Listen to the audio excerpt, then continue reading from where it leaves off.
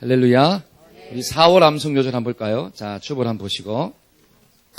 자, 4월달 암송요절. 주보를 보기 힘든 분들은 앞에 딱 보면 또 있죠. 자, 요한복음 11장 25절 26절. 다 같이 한번 읽어봅시다. 예수께서 시작. 예수께서 이르시되 나는 부활이요 생명이니 나를 믿는 자는 죽어도 살겠고 무릇 살아서 나를 믿는 자는 영원히 죽지 아니하리니 이것을 내가 믿느냐. 아멘. 여러분, 예수 그리스도의 십자가가 나의 십자가가 되려면 어떻게 해야 되죠? 주의 십자가가 나의 십자가가 되려면 우리에게 뭐가 필요하냐? 믿음이 필요합니다. 그 십자가를 믿으면 내가 죽은 게 되는 거예요. 마찬가지로 예수 그리스도의 부활이 나의 부활 되려면 저와 여러분들의 심령 가운데 뭐가 있어야 되느냐? 부활을 믿는 믿음이 있어야 됩니다. 그러니까 이 요한복음 11장 25, 26절을 보니까 뭐라고 나오죠? 내가 이것을 믿느냐? 한번 따라합시다. 내가 이것을 믿느냐? 우리 옆 사람한테 물어봅시다. 정말로 믿으십니까? 아멘. 제가 왜 이런 말을 하느냐? 여러분, 이 자리에 아무리 앉아 있어도 그리스도의 십자가와 부활이 믿어지지 않으면 우리의 신앙은 헛것이다라고 하는 사실이에요. 저와 여러분들이 천국 가는 비결이 뭐냐면 믿음으로 가는 거거든요. 믿음이 없이는 하나님을 기쁘시게 하지 못한대요. 근데 믿음이 무엇이냐? 그리스도가 나를 위해 죽었다라고 하는 것이 믿어져야 된다는 거죠. 예수님이 나를 위해 죽으심으로 나의 무엇이 끊어졌느냐? 나를 괴롭히는 죄가 끊어졌다라고 하는 거예요. 하나님과 나 사이에 막고 있는 관계의 담이 허물어졌다라고 하는 거죠. 여러분, 이게 허물어지지 않으면 우리가 아무리 돈이 많아도 천국 갈 수가 없는 거예요. 여러분, 사람은 반드시 태어나면 한 번 어떻게 돼요? 죽어요. 그 다음에 죽음 뒤에는 뭐가 있느냐? 반드시 뭐가 있대요? 심판이 있대요. 여러분, 그 심판은 성경을 뭐라고 이야기하느냐? 영원한 지옥 불못이다? 이렇게 분명히 기록하고 있습니다. 저와 여러분들이 그 불못에 들어가지 않으려면 예수 그리스도의 십자가가 믿어져야 돼. 예수님이 나의 죄 때문에 십자가에서 죽으셨구나.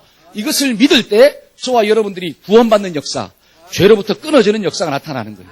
그런데 중요한 것은 예수님이 죽을 뿐 아니라 3일 만에 뭐 하셨대요? 부활하셨도다. 할렐루야. 그러니까 예수 그리스도가 부활하심으로 사탄의 머리를 어떻게 했느냐? 박살을 내버린 거예요. 그래서 우리가 그 예수의 부활을 믿을 때 저와 여러분들도 마지막 날에 부활하게 될 줄로 믿습니다. 그래서 부활체를 가지고 어디로 들어가느냐? 주님 나라 들어가는 역사가 나타나는 거예요. 그래서 오늘 이 말씀을 들을 때 그리스도의 부활이 나의 부활로 영접되기를 축복합니다. 아멘. 그래서 오늘 말씀의 제목이 뭐죠? 다 같이 한번 읽어봅시다. 시작. 부활을 믿는 성도의 삶이다. 이렇게 나와요. 그래서 저와 여러분들이 예수 그리스도의 부활을 믿음으로 정말 우리의 심령 가운데 이 땅을 살아갈 때 어떻게 좀 살아야 할 것인가, 이게 좀 믿어지기를 소원합니다. 여러분, 종교개혁을 이루었던 그 마틴 루터가 하루는 여러 가지 많은 일들로 인해서 마음이 낙심했어요. 마음이 너무 힘들었어요. 그래서 포기하고 싶은 생각이 그 마음 가운데 들었어요. 그래서 밥맛도 없고 식음을 전폐하고 병석에 누운 거예요. 그때 이 루터의 아내가 갑자기 상복을 입고 딱 나타난 거예요. 그러니까 루터가 뭐라고 이야기하느냐? 누가 죽었냐고. 그러니까 이 아내가 뭐라고 이야기했을까요? 예, 누가 죽었어요. 누가 죽었는데 하나님이 죽었습니다. 아니, 어떻게 하나님이 죽을 수가 있냐고. 그런 말을 하면 어떻게 하냐고.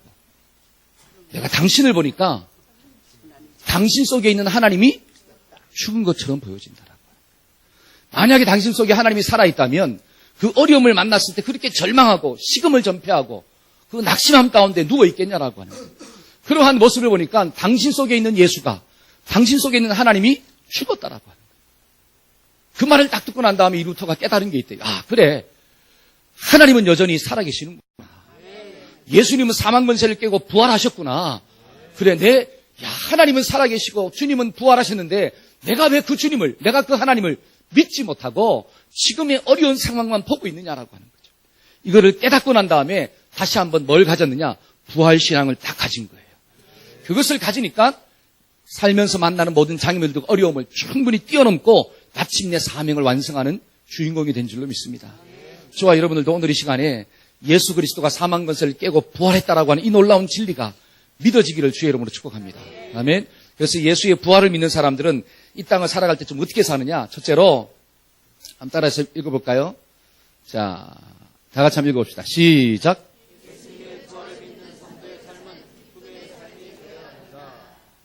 자, 부활을 믿는 삶 어떤 삶이 돼야 돼요?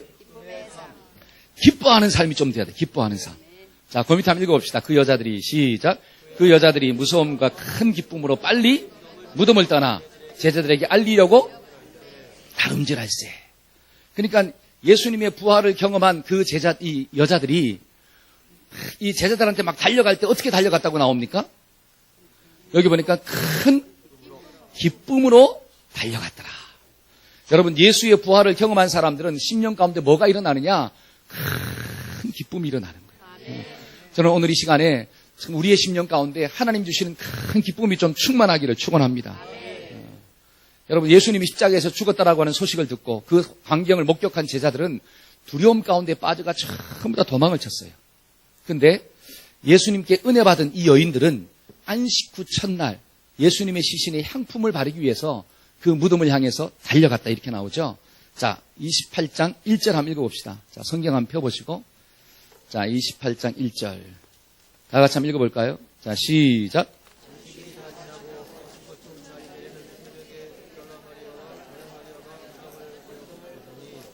그렇죠. 막달라 마리아와 다른 마리아가 무덤을 보려고 갔더라. 근데 왜 갔을까요? 자, 마가복음 16장, 오늘 새벽에 읽은 말씀인데요. 자, 마가복음 한번 봅시다. 마가복음 16장. 자, 마가복음 16장 1절 한번 찾아보실래요? 자, 마가복음 16장 1절. 왜 막달라 마리아가 무덤을 향해서 갔을까? 마가복음 16장 1절입니다. 다 같이 한번 읽어봅시다. 안식일이 시작.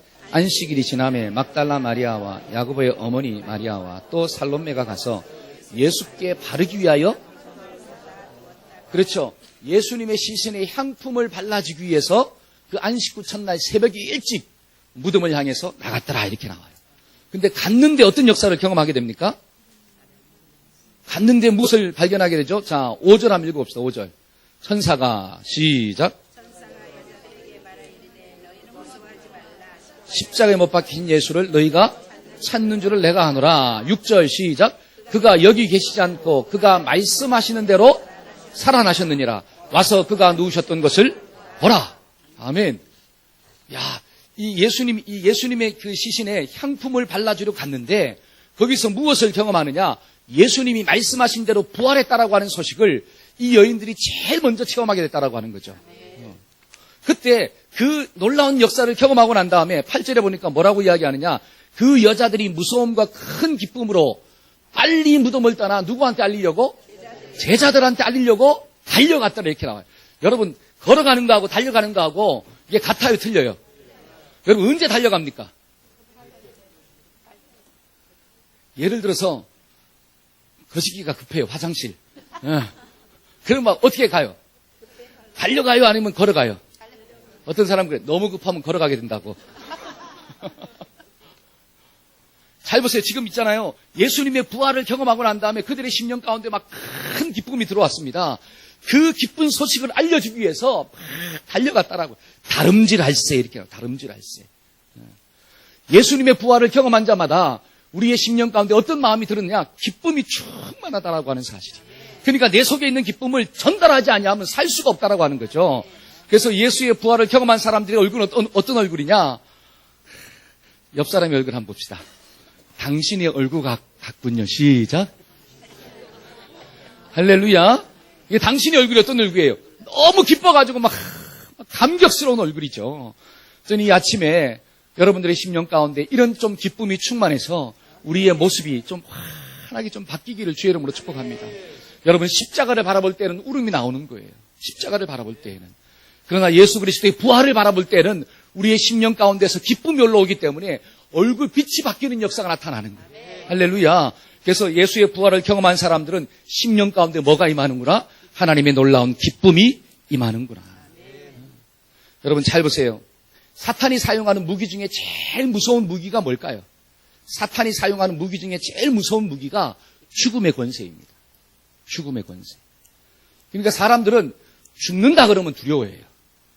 목사님, 저는 죽음을 두려워하지 않아요. 이렇게 말해도 그 사람 3일만 산다 그러면 어떻게 될까요? 두려움 가운데 빠집니다. 그러니까 사단이 가지고 있는 권세 중에 제일 무서운 권세가 죽음에 대한 두려움과 공포예요. 그러니까 최고의 권력을 가지고 있던 옛날에 중국의 진시 황제도 죽음을 맛보지 않기 위해서 어떻게 합니까? 불로초를 찾아 평생을 헤매잖아요. 여러분, 우리나라에서 가장 부자로 살았던 이병철 씨도 어떻게 해요? 죽음 앞에서 뭐라고 이야기합니까? 나의 생명을 조금만 연장시켜준다면 내가 가지고 있는 재산의 모든 반을 줘서라도 나를 좀 살려달라고. 여러분, 그렇게 큰 부자도, 그 권력을 가졌는 사람들도 죽음 앞에 서면 전부 다 작아질 수밖에 없다라고 하는 사실이죠. 그러니까 인간은 죽음 앞에서 그 누구도 자유로울 수가 없는 것입니다. 과학의 문명이 발달된다 할지라도, 의학이 발달되어진다 할지라도 죽음의 본질적인 문제를 해결할 수 있는 사람은 한 명도 없어요. 조금 더 오래 살게 할 수는 있겠죠. 그러나 오래 살아도 어떻게 되는 거예요? 결국은 죽는다라고 하는 거예요. 그런데 오늘 말씀을 보니까 그 사망의 권세를 깨고 부활하신 분이 있는데 그분이 누구냐? 바로 예수 그리스도인 줄로 믿습니다. 아멘. 그 예수 그리스도가 사단의 머리를 박살냈다라고 하는 거죠. 다른 말로 사단이 가지고 있는 그 권세를 깼다라고 하는 사실입니다. 그러니까 이것이 저와 여러분들에게 무엇으로 다가오느냐? 큰 기쁨으로 다가오는 거예요. 여러분, 예수님의 부활은 진짜인 줄로 믿습니다. 오늘 말씀을 보니까 무덤에 갔는데 무덤이 비었어요? 아니면 무덤에 시체가 있어요? 그러니까 예수님이 부활했다라고 하는 증거가 뭐냐? 예수님의 무덤이 빈 무덤이었다는, 무덤이 비어 있어요. 그리고 또 하나, 그 빈 무덤을 누가 목격했어요? 오늘 말씀을 보니까 그 여인들이 목격했잖아요. 3명의 여인들, 그렇죠? 마리아와 막달라 마리아와 또 다른 살롬메, 그렇죠? 오늘 본문만 나와도 3명의 여인들이 목격했어요. 그 다음에 또 그 지키고 있는 경비들이 목격했을까요? 안 했을까요? 목격했다라고 하는 사실입니다. 자, 28장 12절 한번 봅시다. 자, 성경 한번 펴볼까요? 자, 11절 한번 읽어봅시다. 11절. 여자들이 갈 때, 자, 시작. 여자들이 갈 때 경비병 중 몇이 성에 들어가 모든 된 일을 제사장들에게 알리니, 모든 된 일을 제사장들에게 알렸다라고 하는 거죠. 자, 12절입니다. 시작. 그들이 장로들과 함께 모여 의논하고 군인들에게 뭐를 많이 줬어요? 돈을 많이 주며 이르되, 뭐라고 이야기하느냐? 13절입니다. 시작. 이르되 너희가 말하기를 그의 제자들이 밤에 와서 우리가 잘 때에 그를 도둑질하여 갔다 하라. 거짓말 시키는 거예요. 돈을 줘가지고 거짓말을 시키는 거예요. 그러니까 예나 지금이나 돈 줘서 뭐 하려고 하는 거예요? 입을 막으려고 한다라고 하는 거죠. 여러분, 이 말씀들을 볼 때, 예수 그리스도의 부활을 목격한 사람들이 그 여인뿐만이 아니라 그 무덤을 지키고 있던 경비들도 예수의 부활을 목격했다라고 하는 거예요. 여러분, 한 사람이 본 것이 아니라 여러 사람이 보았습니다. 그리고 고린도전서에 있는 말씀을 보니까 예수님이 부활하고 난 다음에 제자들에게도 나타나셨고 500여 형제에게도 나타나셨고, 그리고 제일 나중된 사도 바울에게도 나타났다라고 하는 거예요. 저와 여러분들은 예수 그리스도의 부활을 정말 역사적인 사건으로 믿으시기를 주의 이름으로 축복합니다. 아멘. 그리고 가장 강력한 증거가 무엇일까요? 그리스도의 부활을 가장 이렇게 강력하게 증거하는 게 뭐냐? 바로 성경이에요. 성경. 성경을 보니까 예수님은 성경대로 3일 십자가에서 죽으시고 성경대로 3일 만에 부활하시고 성경대로 또 어떻게 하신다고요? 다시 오시고. 할렐루야. 그래서 저와 여러분들의 마음 가운데 그래, 예수님이 부활했구나. 그런데 이 부활을 어떻게 믿느냐? 증거가 있다라고 하는 거죠. 그 역사적인 증거를 토대로 저와 여러분들의 믿는 믿음이 정말 굳건한 믿음 되기를 축복합니다. 그래야지 흔들리지 않는다. 그런데 잘 보세요. 자, 예수님이 사망 권세를 깨고 부활했다라고 하는 것이 엄청난 축복이거든요. 왜냐하면 저와 여러분들의 인생을 불행하게 만드는 게 요 사탄이에요. 사탄이 나를 어디로 인도하느냐? 사망으로 인도하는 거예요. 죽음의 길로 인도한다라고 하는 거죠. 그리고 그 사탄이 하나님과 나 사이의 관계를 어떻게 하는 거죠? 깨버려. 그래서 인생을 살아갈 때 불행하게 만듭니다. 근데 예수 그리스도가 부활하심으로 말미암아 그 사탄의 머리를 어떻게 했더라? 박살을 냈더라는 거예요. 그러면 저와 여러분들이 이제는 더 이상 사탄에게 끌려다닐 필요가 있어요, 없어요? 없다라고 하는 거죠. 다른 말로 우리의 인생이 지옥 가지 않는 인생이 됐다라고 하는 것입니다. 그리고 더 나아가서 저와 여러분들 사이에 맡고 있는 그 모든 담들이 허물어졌고 하나님과 나 사이의 관계가 회복되어지고 사람과 사람 사이의 관계도 회복되는 역사가 나타나는 거예요. 누가 무너짐으로? 사탄의 권세가 무너짐으로. 여러분, 이것이 복음 중에 복음이라는 거예요. 이게 좀 다가왔으면 좋겠어요, 저는. 제가 이 아두단 혀로 이렇게밖에 설명하지 못하는 게 또 가슴이 아파요. 제가 우리 학생부 설교 때 학생들한테 뭐라고 얘기했는데, 야, 너희들한테 가장 기쁜 소식이 뭐냐? 물어봤어요. 그러니까 한 명이 뭐라고 이야기하느냐? 오늘 야자 안 한다. 이게 막 기쁜 소식이래. 오늘 야자 없다. 그런 거 있잖아요. 애들이 막 우와 하고 난리가 난대요. 막 오늘은 어디 가는 날이다? 집에 가는 날이다 이거죠. 여러분 야자 하루 안 해도 학생들의 마음 가운데 어떤 마음이 드느냐? 막 해방감이 느껴지는 해방감. 여러분 작년에 있지 않습니까? 대학 입시 보는 날 그 전날 아이들이 뭘 다 버렸다고요? 그렇죠. 막 책을 있잖아요. 다 버렸습니다. 왜? 이제 끝났다 이거지. 나는 어디에서 해방이다? 입시에서, 입시 지옥에서 해방이다 라고 있잖아요. 그 모든 책들을 다 버렸어요. 그리고 잤습니다. 근데 그 다음날 뭐가 일어난 거예요? 지진이 나버린 거예요. 그러니까 시험 보러 가야 되는데 시험이 연기가 됐어. 그러니까 그 소식을 들은 아이들의 얼굴이 어떻게 됐을까요? 여기 주인공이 몇 명 있잖아요. 그렇죠? 흑빛이 돼가지고 있지 않습니까? 죽었다 이거지. 3년의 시간보다 그 일주일의 시간이 더 길었대요. 3년의 시간보다. 그러니까 어떤 아이들은 야 입시에서 해방되었다라고 하는 게 큰 기쁨의 막 좋은 소식이에요. 여러분 어떤 사람들은 야 직장에서 뭐 했다? 승진했다가 있잖아요. 막 가장 기쁜 소식이에요. 어떤 사람은 권력을 잡았다는 게 기쁜 소식입니다. 이제 얼마 있지 않은 또 이 선거가 있잖아요. 그때 사람들이 이제 목숨 걸고 막 선거에 이제 투자하지 않습니까? 그때 막 당선됐어요. 그럼 막 TV에서 뭐가 나옵니까? 이제 막 목걸이 어떻게 해요? 꽃 목걸이 막 달아주고 막 박수 쳐주고. 여러분 대통령에 당선됐을 때 얼마나 시끄러웠습니까? 그렇죠? 얼마나 기뻐요. 근데 그 기쁨이 과연 영원할까요? 저는 그걸 묻고 싶어요. 내가 출세를 했습니다. 성공의 자리에 올라갔어요. 근데 그 성공의 자리가 그 자리에서 주는 기쁨이 과연 영원하냐라고 하는 사실이에요. 영원하냐라고 하는. 만약에 좋은 집을 샀어요. 그 집에 들어가면 너무너무 기쁘죠. 그러나 그 집이 주는 기쁨이 과연 영원하냐라고 하는 사실입니다. 영원한가? 이 땅에서 주는 모든 기쁨들은 영원하지 않습니다. 찰나적인 거고 지나가는 기쁨들이에요.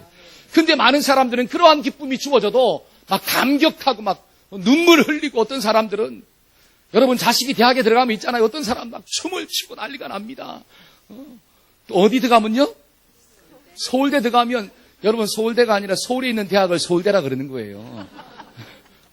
서울대 들어가는 사람 미친 사람들이고 그렇잖아요. 그냥 서울에 있는 대학만 들어가도 난리가 나는 거야. 막 온 세상 다 얻은 것처럼 있지 않습니까? 즐거워해요. 근데 저와 여러분들이 죄 가운데서 구원을 받았습니다. 예수 그리스도가 사망의 권세를 깨고 죽음의 권세를 깨고 부활하셨다라고 하는 사실이에요. 그 예수 그리스도께서 정말 사탄의 머리를 박살내므로 나는 이제 지옥 가는 인생이 아니라 영원히 천국 가는 인생의 주인공이 됐다라고 하는 거죠. 이것이 얼마나 큰 기쁨의 좋은 소식입니까? 여러분 이 땅의 것들은 찰나적인 거고 순간적인 거지만 이 기쁨은 영원한 거예요. 이 육신을 살아갈 때, 이 땅을 살아갈 때도 기쁨이 충만하지만 이 육신의 장막을 벗고 난 다음에도 영원한 천국 가운데서 살 수 있는 비결이 뭐냐? 예수님이 사망 권세를 깨고 부활했다라고 하는 이 소식이 믿어져야지 내가 천국의 주인공 된다라고 하는 거죠. 저와 여러분들이 정말 이 기쁨을 좀 묵상하기를 소원합니다. 여러분 이 기쁨은 묵상하지 않으면 주어지지 않는 거예요. 이게 참 중요한 거예요. 묵상하지 아니하면 생각하지 아니하면 반복해서 그것을 자꾸 기억하지 아니하면 이 기쁨은 자꾸 사라진다라고 하는 거예요. 왜? 말초적인 기쁨이 자꾸 다가오기 때문에. 세상적인 찰나적인 기쁨이 영원한 기쁨을 자꾸 잡아먹기 때문에 저와 여러분들이 이것을 좀 기억합시다. 여러분 진짜 사랑은 묵상하는 거예요. 여러분 남녀 간의 사랑도 있잖아요. 찰나적인 사랑. 찰나적인 사랑은 쾌락적인 사랑이에요. 그 사랑은 금방 지나가는 거예요. 그러나 정말 진실된 사랑은 묵상하면서 서로가 만들어가는 거예요. 정말 서로를 이해하고 서로를 알아가고 돕는 배필로 어떻게 해요? 섬겨주면서 나아가는 사랑. 그게 진짜잖아요. 근데 이 땅을 살아가는 사람들이 많은 사람들이 진짜 사랑을 할까요? 아니면 찰나적인 가짜 사랑에 목매달까요? 많은 사람들이 찰나적인 것에 목매달더라는 거예요. 진짜 사랑을 맛보질 못해. 저와 여러분들이 신앙생활 할 때 정말 찰나적인 기쁨을 누리지 말고 영원한 기쁨을 좀 누리기를 주의 이름으로 축복합니다. 그러려면 저와 여러분들의 심령 가운데 뭐가 있어야 되느냐? 예수 그리스도가 부활했다라고 하는 거예요. 아멘. 더 이상 사단에게 속지 말기를 축복합니다. 이 사탄은 자꾸 나를 어떻게 하느냐? 속여. 자꾸 속여. 이것을 막 끊어버려야 돼. 끊어버려야 돼. 어떤 선교사님이 목사님에게 이런 질문을 했대요. 제가 한국에 와서 보니까 한국 성도들은 십자가를 바라보고 자꾸 울면서 기도하더라는 거예요. 한국 성도들은 눈물이 너무 많다는 거예요. 그러니까 이 목사님이 그랬대요. 십자가에 달리신 예수님을 묵상하니까 눈물이 저렇게 많다고. 그때 이 선교사님이 한 말이 있대요. 십자가에 달리신 예수님은 바라보는데 왜 사망의 권세를 깨고 부활하신 주님은 바라보지 않느냐고. 저와 여러분들이 울어야 돼요. 그러나 우는 것은 우는 걸로 끝나면 아무런 소용이 없습니다. 우리의 울음은 하나님이 주시는 보배가 돼야 돼요. 하나님 주시는 상급을 바라봐야 돼요. 그래야지 그 울음이 가치가 있는 거예요. 우리가 오늘 살아갈 때도 십자가를 져야 되거든요. 십자가 질 때 힘들잖아요. 그런데 십자가만 바라보면 괴로운 거예요. 그러나 십자가 뒤에는 반드시 뭐가 있습니까? 부활의 영광입니다. 그거를 바라볼 때 오늘의 십자가를 즐거움으로 감당하는 거예요. 그래서 저와 여러분들이 부활의 주님을 좀 바라보고 오늘의 십자가를 감당하는 은혜가 있어지기를 축복합니다. 아멘. 그래서 정말로 부활 신앙이 있는 사람들은 어떻게 산다? 이 땅을 살아갈 때 기쁘게 산다는 거예요. 즐겁게 산다는 거예요. 예수님은 저와 여러분들에게 기쁨과 즐거움을 주기 위해서 십자가에서 죽으시고 부활하셨습니다. 이것을 잊어먹지 않기를 주의 이름으로 축복합니다. 아멘. 두 번째로 우리가 부활을 믿는 성도들은 어떻게 좀 살아야 할까요? 한번 따라해 봅시다. 예수님을 경배하는 삶을 살아야 합니다. 시작. 어떤 삶을 살아야 돼요? 예수님을 경배해야 돼요. 경배. 자, 9절 한번 읽어볼까요? 예수께서 다 같이 시작. 예수께서 그들을 만나 이르시되 평안하냐 하시거늘 여자들이 나아가 그 발을 붙잡고 경배하니. 자, 이 부활을 경험한 여자들이 예수님을 만났습니다. 그때 그 여자들이 나아가 그 발을 붙잡고 뭐 했더라? 경배했더라. 경배하였더라. 여러분, 구약에는 누구만 경배하냐, 누구를 향해서만 경배하느냐? 하나님을 향해서만 경배합니다. 그러니까 이스라엘 백성들이 마음을 다하고 목숨을 다하고 힘을 다하고 뜻을 다하여 누구 사랑해라? 주 너희의 하나님을 사랑해라. 경배의 대상은 오직 하나님밖에 없어요. 근데 오늘 말씀을 보니까 이 부활을 경험한 여자들이 예수님의 발 앞에 누구를 경배하였더라? 예수님을 경배했더라. 이렇게 나오죠. 그러면 그 예수님이 누구라고 하는 거예요? 그거예요. 한번 따라해봅시다. 부활하신 예수님은 하나님이 되십니다. 그게 좀 깨달아져야 돼요. 저와 여러분들이 예수님을 경배해야 되는데 왜 예수님을 경배하느냐? 사망의 권세를 깨고 부활하신 예수님은 성경은 누구라고 이야기하느냐? 바로 하나님이시다라고 하는 거예요. 하나님이시다. 때문에 우리는 오직 누구만을 경배하고 누구만 사랑해야 되느냐면 예수님만 사랑하고 하나님만 사랑하고 하나님만 경배하는 주인공이 돼야 된다라고 하는 거죠. 그러니까 예수님이 누구다? 예수님은 하나님이시구나. 다른 말로 예수님은 경배의 대상이 되시는구나. 여러분 사도행전 14장에 있는 말씀을 보니까 바울이 루스드라에 갔을 때 안전뱅이를 기도하고 일으켜요. 여러분 여기서도 만약에 제가 안전뱅이를 일으켰다고 생각해 보세요. 그런 역사가 좀 일어나기를 소원하지만 잘 안 일어나요. 그렇죠? 안전뱅이를 탁 일으켰어요. 그러면 다음 주부터 여기서 어떤 역사가 나타날까요? 또 다른 안전뱅이가 오겠죠. 그렇죠? 기도하고 또 낮췄어. 그러면 누가 경배를 받기 시작할까요? 이제 우리 목사님이 막 안수하고 기도하면 어떤 역사가 나타난다? 안전뱅이도 일어나고 문둥병도 낫고 막 귀신도 쫓겨나가고 앞을 보지 못하는 사람도 막 보게 되고 그러면 막 이 자리가 어떻게 되는 역사, 미어 터지는 역사가 나타나는 거예요. 그러면 이제 건축을 막 해야 돼 또 이제. 그렇죠? 제가 왜 이런 얘기 하냐면 바울이 있잖아요. 기도했는데 안전뱅이가 일어났다라고 하는 사실입니다. 그 광경을 보고 그 지역에 있는 사람들이 바울을 어떻게 생각했느냐? 바울이 신이구나. 그래서 누구를 경배하느냐? 바울을 경배하기 시작하는 거예요. 바울을 막 높입니다. 그때 바울이 뭐라고 이야기하느냐? 자기의 옷을 찢으면서 뭐라고 이야기하느냐? 나는 너희와 성경이 같은 사람이다라고 하는 거예요. 나는 뭐라고 하는 거예요? 경배의 대상이 아니라 나는 인간이라고 하는 것입니다. 나는 인간. 하나님의 은혜로 고침을 받은 거지 내가 고친 게 아니라고 하는 거예요. 아니다. 많은 사람들이 있잖아요. 자기가 좀 높아지잖아요. 자기가 똑똑하잖아요. 내가 뭔가를 했는데 일이 척척 돼요. 뭐 한마디 뱉었는데 그 말이 탁탁 이루어져요. 그러면 그때부터 누가 높아지기 시작하느냐? 내가 높아지기 시작하는 거예요. 내가 하나님이 되는 거예요. 내가 경배의 대상이 됩니다. 성경은 그것을 우상이라고 하는 거예요. 여러분 인간은 경배의 대상이 될 수가 없어요. 아무리 여기서 죽은 자를 내가 살렸다 할지라도, 문둥병을 고쳤다 할지라도, 정말 7 귀신 들린 막달라 마리아 같은 여자를 내가 고쳤다 할지라도 나는 뭐가 될 수 없느냐? 경배의 대상이 될 수가 없어요. 경배의 대상은 오직 예수 그리스도밖에 없는 줄로 믿습니다. 왜냐? 여러분, 경배의 대상이 되려면 몇 가지 조건이 필요합니다. 만약에 여기에도 경배의 대상이 될 수 있는 분들이 혹시라도 있다면 이 조건만 갖추면 되는 거예요. 그 조건이 어떤 조건이냐? 에레미야 한번 보겠습니다. 에레미야 10장. 제가 조건을 가르쳐 드릴게요. 자, 12절 한번 읽어봅시다. 시작.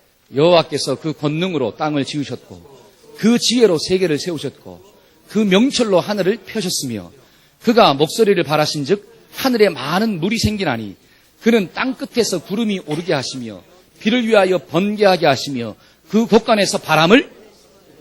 자, 이 말씀이 뭐냐면 여호와께서 우주 만물을 말씀으로 창조했다라고 하는 거예요. 여러분, 경배의 대상이 되려면 한 가지 조건이 뭐냐? 만물을 창조하면 되는 거예요. 만물을 창조하면 돼요. 자, 만물을 내가 만들었다. 손 들어보세요. 우리는 이 탁자 하나도 만들 수 있는 능력이 없어요. 나무 한 그루를 내가 만들 수 없다라고 하는 사실이죠. 인간이 아무리 과학이 발달되어도 로봇을 만들지만 사람을 만들 수가 있을까요? 저는 참 신기한 게 여기 카이스트도 있지만 카이스트에서 로봇 만들잖아요. 로봇이 막 춤을 추지 않습니까? 브레이크 댄스를 췄어요. 그러면 이게 엄청난 뭐예요? 별로 관심이 없군요. 이 과학에서는 있지 않습니까? 로봇가 있잖아요. 춤을 췄어요. 이거는 엄청난 발견입니다. 여러분, 로봇은 부드러움을 가질 수가 없어요. 딱딱해요. 근데 인간은 부드러워야 안 부드러워요? 손가락 한번 봅시다. 손 한번 들어보세요. 이렇게 해보세요. 여러분, 만약에 여러분들이 로봇을 만드는데 손가락을 이렇게 만들었다. 여러분들은 그때부터 뭐에 앉아요? 돈방석에 앉아요. 이름이 3개에 남습니다. 이렇게 만들 수가 없어요. 아무리 인간이 과학이 발달돼도 이 로봇을 이런 사람의 손처럼 만들 수가 없다라고 하는 사실입니다. 근데 하나님은 지금 어떻게 만들었어요? 이렇게 만들었어요. 여러분, 로봇이 머리카락이 저절로 자랍니까? 잘할 수가 없어요. 근데 이 머리카락을 자라게 하시잖아요. 그러니까 경배의 대상은 누구밖에 없느냐? 하나님밖에 없는 거예요. 하나님밖에. 이게 좀 깨달아지기를 주의 이름으로 축복합니다. 또 하나, 경배의 대상이 되려면 또 하나의 조건이 있어요. 그게 뭐냐? 로마서 1장 4절 말씀입니다. 1장 4절. 자, 읽어봅시다. 성결의 영으로는 시작. 성결의 영으로는 죽은 자 가운데서 부활하여 능력으로 하나님의 아들로 인정되어졌으니 곧 우리 주 예수 그리스도시니라. 잘 보세요. 우리가 경배의 대상이 되려면 하나의 조건이 뭐냐? 사망의 권세를 깨야 돼. 다른 말로 죽은 자 가운데서 어떻게 해요? 살아나야 돼.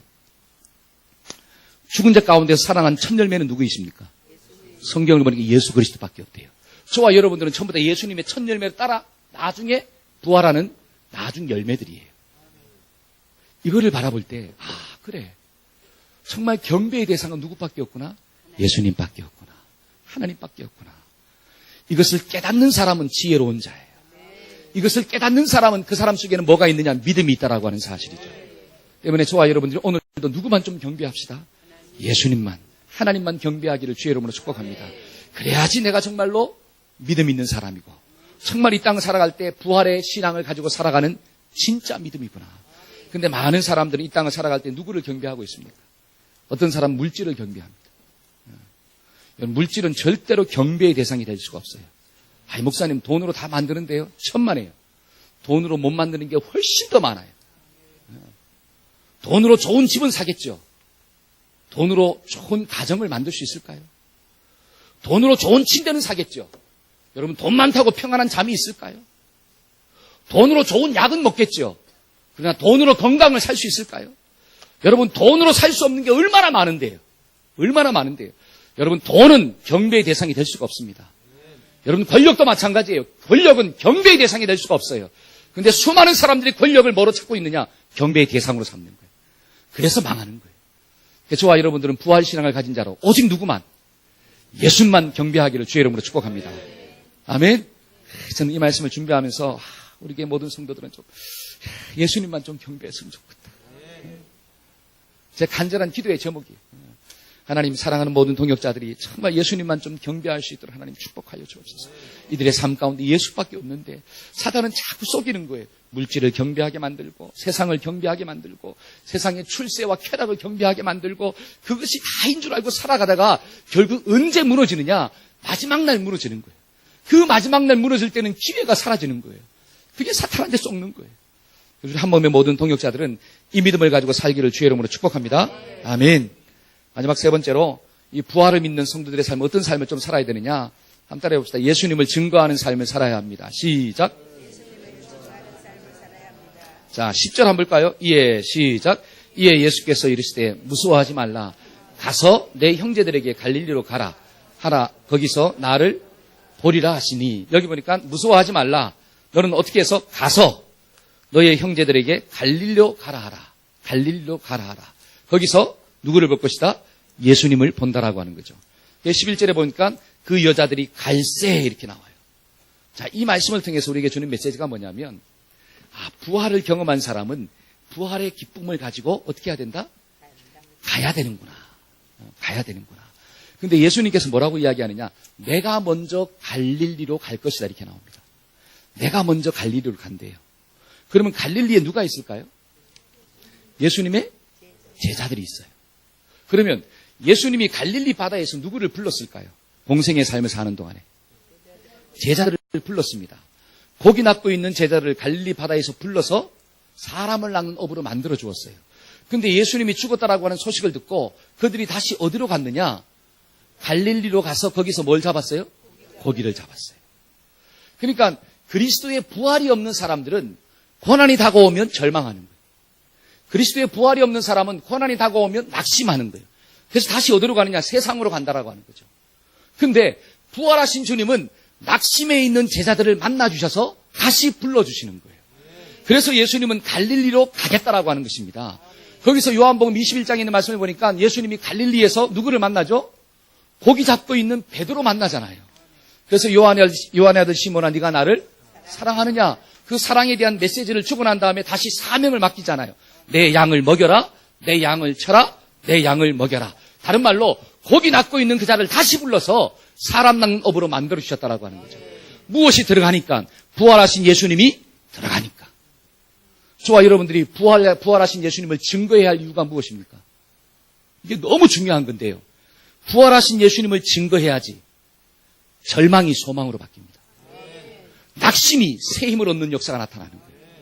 여러분, 인생의 방향을 잘못 정하고 살아가는 자들에게 부활하신 예수님을 증거해줘야지 그들이 고기 낚는 어부가 아니라 사람 낚는 어부로 사는 역사가 나타나는 거예요. 그래서 부활신앙이 없는 사람은 잘못된 신앙을 가지고 있는 거예요. 그래서 저와 여러분들은 오늘 정말 이 부활의 기쁨을 좀 어떻게 해야 돼요? 전하는 자로 살아야 돼요. 전하는 자로. 그래서 오늘 제가 광고 시간에 그랬잖아요. 계란은 몇 개 가져가시라고요? 2개 가져가서 하나는 누가 먹고 하나는 내가 먹고 하나는 부활을 알지 못하는 그 영혼들에게 좀 전해줘야 돼요. 그래야지 삽니다. 그래야지 살아요. 여러분, 과거 나치에 저항했던 그룹 중에 복음주의 목사 긴급 동맹이라는 조직이 있었대요. 복음주의 목사 긴급 동맹. 이 조직을 이끌었던 목사님 중에 하나가 말틴 니밀러라고 하는 목사가 있었어요. 근데 저항을 하다가 결국은 히틀러에게 체포를 당해 잡혀갑니다.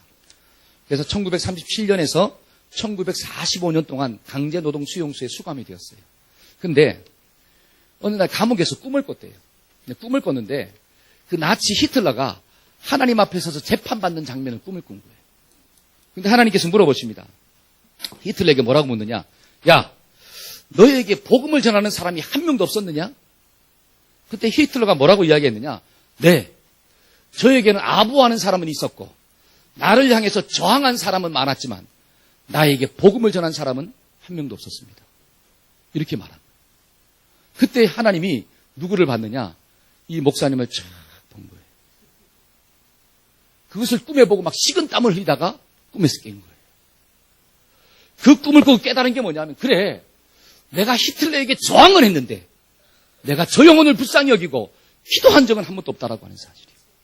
그걸 깨닫고 난 다음에 그 수용소에서 모진 고문과 고통을 당할 때에도 자기를 고문하고 자기를 신문하는 그 사람들을 향해서 때를 얻든지 못 얻든지 복음을 전하는 자로 살았다라고 하는 사실이에요. 하나님은 묻습니다.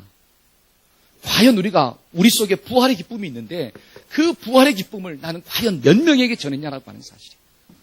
하나님은 나를 살려주었는데 예수 그리스도를 사망 권세에서 깨고 부활하게 하심으로 나의 생명을 건져주었는데 그 복음의 기쁨을 나에게 전해준 그 기쁨을 나는 과연 몇 명에게 전해주었냐라고.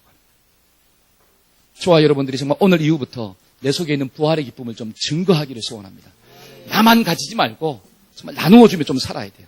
그럴 때 하나님의 기적이 나타나고 하나님의 축복이 임하게 될 줄로 믿습니다. 저는 말씀의 결론을 맺고자 합니다. 부활절을 앞둔 어떤 그 주일학교 선생님이 학생들한테 이렇게 물었대요. 다음 주일날 올 때는 부활의 증거를 좀 가져와라 라고 물었대요. 숙제를 줬어. 그러니까 어떤 학생들이 뭐를 가져왔느냐? 새파란 잎사귀를 다 가져온 거예요. 또 하나는 백합꽃을 가져왔어요. 또 하나는 금방 태어난 나비 한 마리를 딱 가져온 거예요. 근데 약간 정신이 어눌한 친구가, 장애인 친구가 뭘 가져왔느냐? 조그만 상자를 하나 가져온 거예요. 근데 그 상자를 딱 열어보니까 비었네? 그래서 선생님이 물었어요. 너 왜 이거 가져왔냐? 라고 하니까 그 어린아이가 하는 말이 뭐라고 이야기하느냐? 선생님 하면서 약간 더듬으면서 예수님의 무덤은 비었잖아요. 그 말을 듣고 이 윤현주학교 교사가 감동을 받은 거예요. 이것만큼 더 확실한 증거가 있어요, 없어요? 없다라고 하는 거예요. 여러분, 예수님의 믿음은 빈 무덤인 줄로 믿습니다. 우리가 이 빈 무덤을 우리가 증거하는 좀 역사를 삽시다. 정말로 예수의 부활을 믿는 사람들은 이 땅을 살아갈 때 슬퍼하지 않고 기뻐하며 사는 거예요. 정말 예수님의 부활을 믿는 사람들은 누구만 경배해요? 예수님만 경배하는 삶을 사는 거예요. 정말로 예수님의 부활을 믿는 사람들은 부활의 소망을 어떻게 해요? 증거하면서 사는 거예요. 저와 여러분들이 이 말씀을 꼭 영접하고 한 주간도 우리가 부활의 증인으로 부활의 기쁨을 증거하는 복된 주인공 되기를 축복합니다. 아멘. 기도하겠습니다.